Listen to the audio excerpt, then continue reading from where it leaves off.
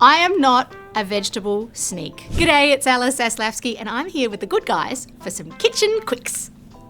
Easy peasy. Food processor. Couldn't live without it. I blitz up my veg and then I sweat it down. It saves me like 10, maybe 20 minutes off my soups and stews. And of course, big things like my oven. You know, you don't have to preheat an oven for everything that you bake, especially root vegetables. You can start them from cold, crank the heat, and then just let them cook. Induction helps me save time in the kitchen because it's got such a predictable heat. So I know that if a recipe says on medium, it's on a 5. If it's power turbo boost, induction does it like nothing else. You just set it all the way up to the top and you'll have boiling water in minutes. One cooking myth that I hate is somebody saying, I'm not a good cook or I'm not a good baker. Just remember, you can rely on your tools. There are so many presets on modern day appliances that make you a better cook and a better baker. Everything from steam injections to get beautiful, tender, moist roasted meats, as well as gorgeously proved loaves and bakes. These are the things, you know, an air fry function to crank the temperature and get a golden crispy crust. Use the tools that you've got and you'll be a better cook in no time.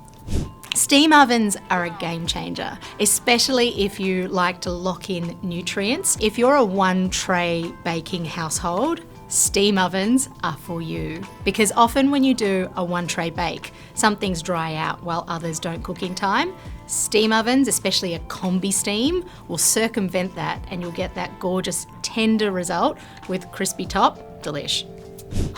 What recipes don't work best in a steam oven? You can be doing all of your savouries in steam, so everything from gorgeous, vibrantly green al dente veg, your tender, moist fish, and white meats, you know, really succulent chicken, especially if you like a chicken breast. You're going to keep it nice and moist in a steam oven, but also your baking, so things like choux pastry or gorgeous tender loaves, which are crispy on the outside. You're going to get that from steam.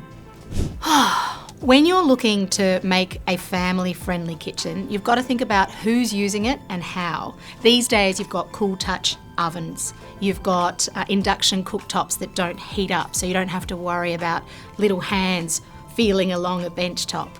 You've got to think about where things are placed, having a fridge door that's openable so that kids can take agency and control of their own food. And that way you can get them into the kitchen and cooking younger. Oh, and also mobility needs.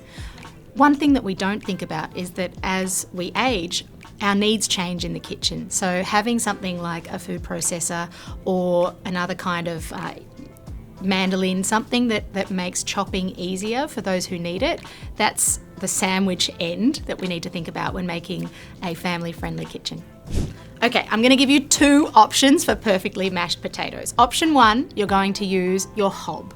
You're going to peel your potatoes, you're going to put them into well-salted cold water, you're going to crank your induction all the way up to the power boost so it boils really fast, then drop it down to a stable simmer and let it simmer away for 15 to 20 minutes until the potatoes are fork tender. So you can put your fork straight through. You drain them out, put them back in the pot, let them steam out. You want to get as much liquid out as possible. And then you put it back on the heat on like a low, like a 2 or a 3. Then in goes your milk. Once the milk is warm, you're going to add some cold butter nubs in there. Switch off the heat, take it off the hob, mash it, and you've got perfect mashed potatoes. The only thing you need to finish it off, some nutmeg and some salt and pepper. Yum! The other option is in the oven. A salt-baked mashed potato is how most restaurants do it, especially for a Paris mash. So for that, you want to get your oven tray, rock salt on the bottom, nice big potatoes, and bake them at about 190 to 200 degrees fan. So you want them really hot, really blistered on the outside and super soft in the middle. It's going to take at least an hour. Bring them out, the salt draws out the moisture so that the potatoes are really fluffy. And then you can use a potato ricer or a moulie, or you can cut it in half and just sort of squish out the potatoes. In they go into the pot.